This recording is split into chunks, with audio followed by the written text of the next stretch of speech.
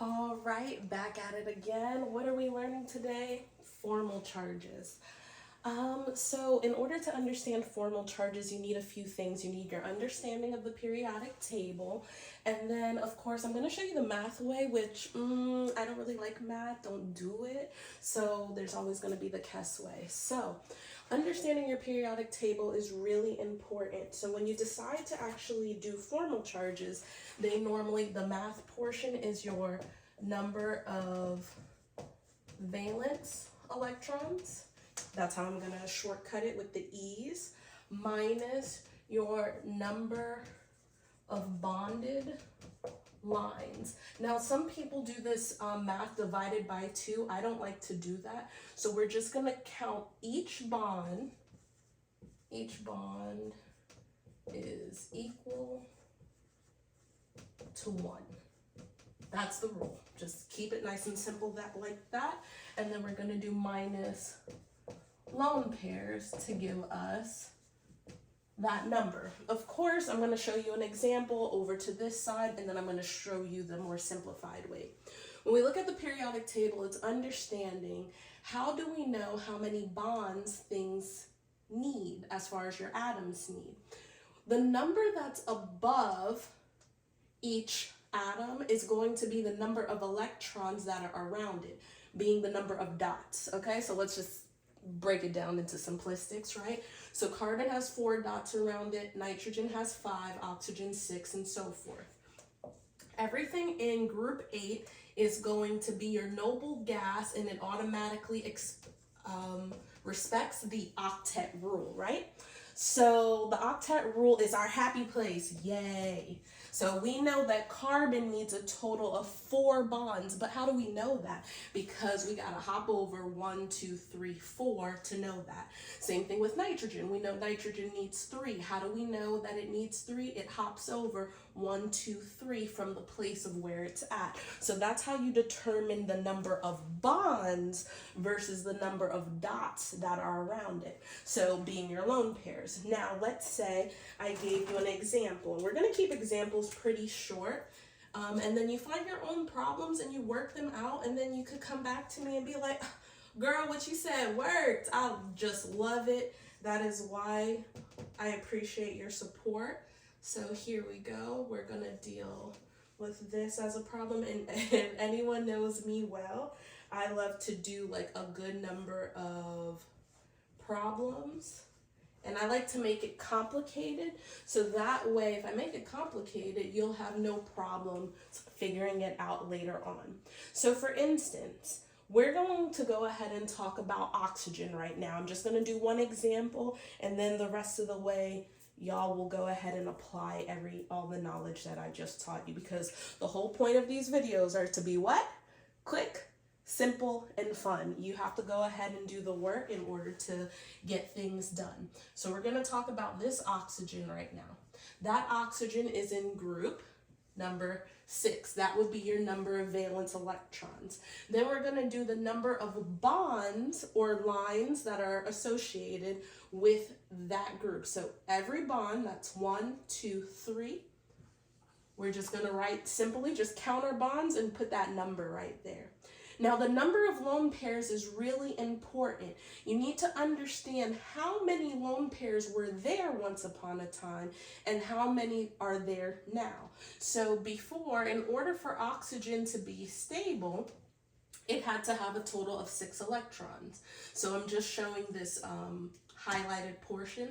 So each one of these dots right here, that's 1, 2, and then 3, 4, 5, 6. So 2 lone pairs were used to make the bond, and the other 4 are floating around. That's a normal circumstance. But because another bond is connected to it, it automatically takes off 1 pair of lone pairs. So all we really have is that 1 set that's left over. So when we do the number of lone pairs, you want to actually count the dots separately. So you have a total of 2 dots, which will give you 6 minus 3 is 3, minus 2 is a positive 1.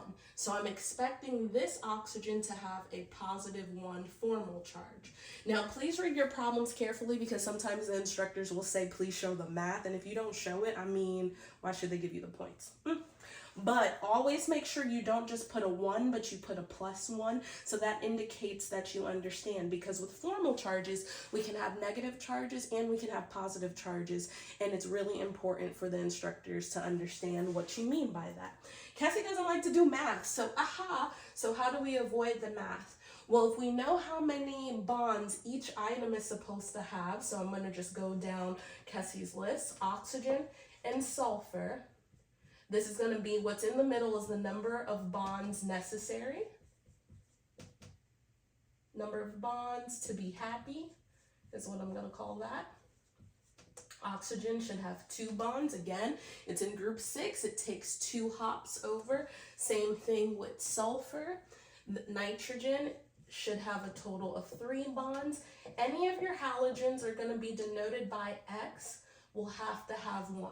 Carbon I tend to put in a nice separate little bubble of its own, only because sometimes carbon, they like to denote it with a radical, they can denote it with a positive charge, or they can denote it with a negative charge, which is a lone pair, or the negative charge could be above it, or even just a regular negative charge.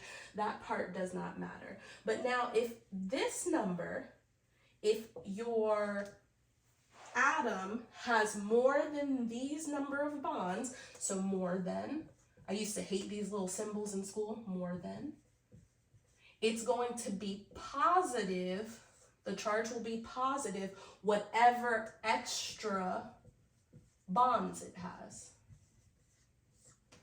But if it's less than, it will now have a negative formal charge, the number of lacking bonds. So I don't like the fact that this is too much color, so let's just go ahead and change that right there so you can see it. So if we just go ahead and do Kessie's way up, let's go ahead and finish the carbons out. So if you see the carbon with a 1 radical, it will always be equal to 0 as long as it has the other 3 bonds associated. If it has a positive charge, this one would be a positive 1 and a negative charge would be negative 1. So now when we look at our problems, we can go ahead through. I see that oxygen normally should have 2 bonds, but here it has 3. It has extra, which is on this side, so it's going to be positive. How many extra does it have? Just 1. So that's positive 1. Bromine, which is a halogen, group 7. It only needs 1 bond to be stable. How many bonds does it have? It has 2. So it's more, so therefore it's extra. So this is also a positive 1. Let's talk about nitrogen. Nitrogen currently has a total, should have a total of 3, but it has 1, 2, 3, 4. It has extra. So therefore that's also positive 1. Again, you can go back and recheck everything with the math. And of course, it seems like I've done a lot of positive ones. So go ahead and let's go ahead and get something that's a little bit different, hopefully. Carbon, I told you if it has the lone pairs and it has 3 bonds, it's automatically negative 1. So there's how you do formal charges, nice and simple. And just 1 extra one. So just like, for instance, sulfur. Sulfur currently should have only 2 bonds. How many does it have? 4. How many extra does it have? 2 extra. When you go back and you do the math, it should also prove that everything that I stated is correct. You tell me if you like the math way or if you like my way. Thank you. See you next time.